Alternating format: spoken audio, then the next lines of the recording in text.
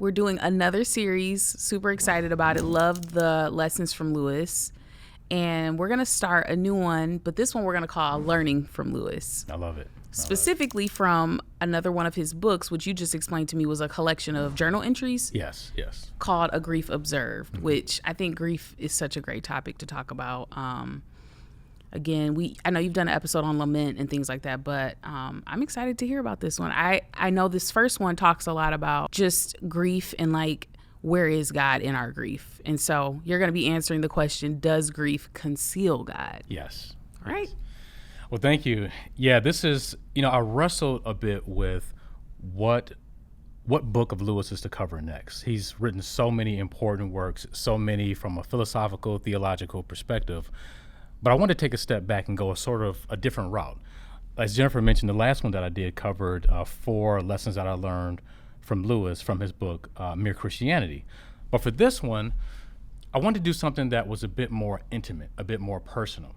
You see, A Grief Observed is, like Jennifer mentioned, it was a set of journal articles that Lewis wrote as he was trying to navigate the deep grief that he felt losing the love of his life. Now, this was a woman named Helen Joy Davidman, and they had only been married for about 4 years when she unfortunately passed away due to cancer. But it was during this time where Lewis was just mired in grief, and he had all these different journal articles. And what you see is the different ways in which he's trying to reconcile his faith with the deep suffering and grief that he's feeling. And I thought that this would be particularly pertinent because although some of us may not be as interested in the philosophical or maybe even some of the deeper theological elements of Christianity that you find in Mere Christianity, all of us undoubtedly encounter grief and suffering. So I think this one will be even more widely relevant to everyone watching.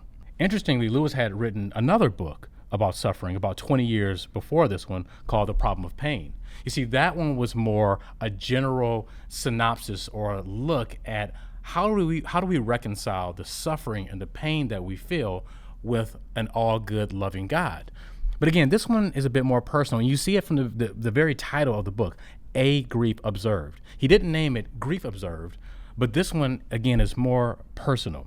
So over the next 4 videos, I want to talk about 4 things that I learned from Lewis from reading his book, A Grief Observed. And the first one concerns this idea of the hiddenness of God. Here's one of the places where Lewis expresses this idea. He said, "Meanwhile, where is God? This is one of the most disquieting symptoms. When you are happy, so happy that you have no sense of needing him, so happy that you are tempted to feel his claims upon you as an interruption. If you remember yourself and turn to him with gratitude and praise, you will be, or so it feels, welcomed with open arms. But go to him when your need is desperate, when all other help is vain, and what do you find? A door slammed in your face, and a sound of bolting and double bolting on the inside. And after that, silence." As children, many of us played a game called hide and seek. And this is, of course, a game where you would conceal yourself from the view of the antagonist so that he or she would then in turn attempt to find you. Now, part of the fun of this was the mystery laden in the desire to be sought or to find. But what happens to that intrigue when you're not interested in the hunt? There's a concept called the divine hiddenness of God, where people have accused God of essentially playing a game of hide and seek. The idea is that instead of making himself blatantly known, he has unnecessarily concealed his existence. Now, in fact, J.L. Schellenberg wrote about this in his book, Divine Hiddenness and Human Reason. And here he asserts that the hiddenness of God is in fact proof that God does not exist. He asserts that if God is indeed a loving God, as he suggests, that he would not actually hide from us. Therefore, he must not exist. Now, my primary purpose here is not to exhaustively talk about this complex idea of the silence or the hiddenness of God, but really to give you 3 things to think about, both from an intellectual and more of a personal perspective. Perhaps if you're someone who's dealing with grief and you're wondering where is God in all of this. The first one we want to talk about is how God has revealed himself through nature.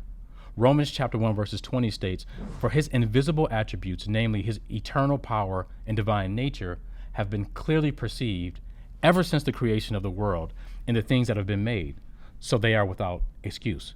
In other words, creation itself has revealed his existence. God is not hiding. He is, in fact, ever present in the creation that we apprehend every day. Second, through the necessity of objective morality, God has also revealed himself.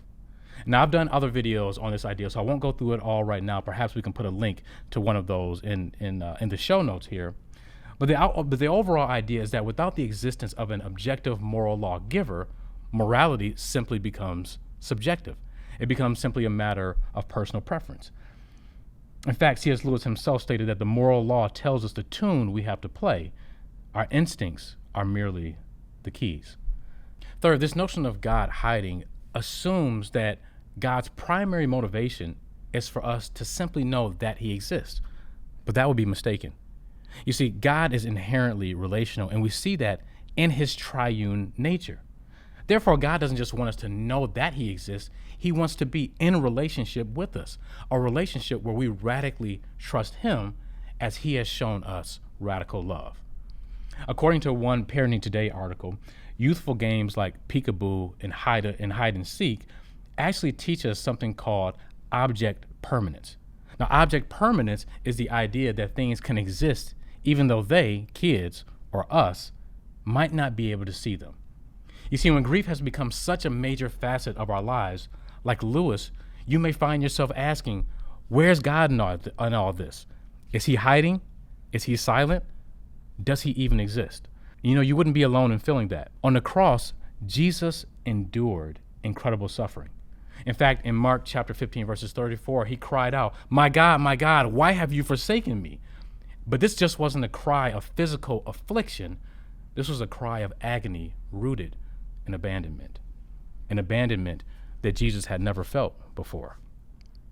But even though he felt this intense suffering, he knew that this was part of the grand redemptive plan. So previously he had said to the Father, he had communicated some reluctance to go through with this. But ultimately he said, not my will, but thy will be done. You know, it's natural for us to go through these periods where God doesn't feel quite as present as he does in other times. But it's in those moments, it's all the more important for us to hold fast to the sobering promise that he says in John chapter 16. In this world, you will have tribulation, you will have trouble, but take heart, I have overcome this world. My friends, God is not hiding. In fact, in our grief, he's the one that gives us ultimate hope.